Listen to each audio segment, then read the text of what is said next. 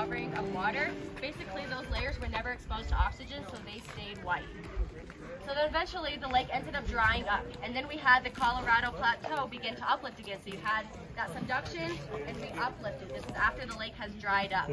So that brought us up to the elevation of 8,000 feet that we're at today. As the Colorado Plateau is uplifting, you have a big chunk of land moving up. There's going to be a lot of tension and pressure and things like that happening. So over on the edge of the plateau, we're here on the western edge of the Colorado Plateau, there's kind of a lot of movement and stuff going on, and you have the rock break and form these fractures called faults.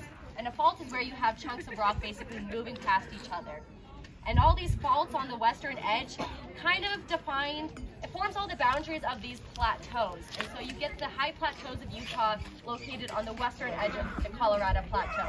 So it's basically like a big plateau and then lots of little plateaus on the edge of it.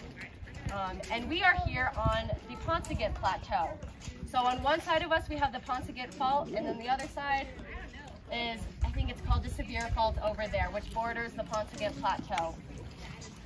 Water likes to follow natural areas of weaknesses, and so a river kind of started coming in and following the Paunsaugunt Fault that we had over there.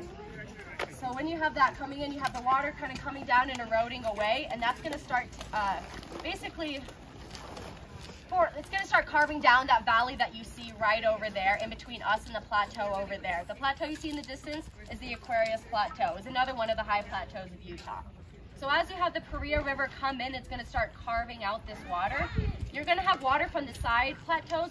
These tributaries are going to start coming, kind of coming over the edge of the plateau and joining the Paria River, because they want to go down to the lowest area essentially. Water flows downhill. So you have water running off the edge of this plateau and kind of going down the edge of this into the Paria River, and that's going to start carving out Bryce Canyon. So as the water is kind of coming down.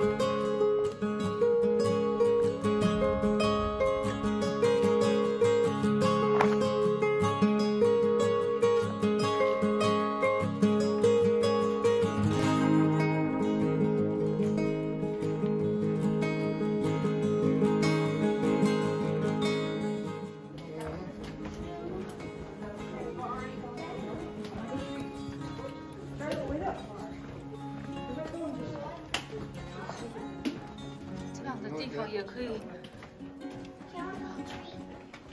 好坚强啊，这个树。Oh.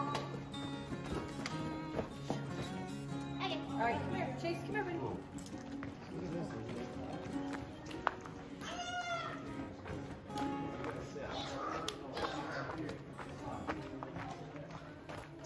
Oh, big tree.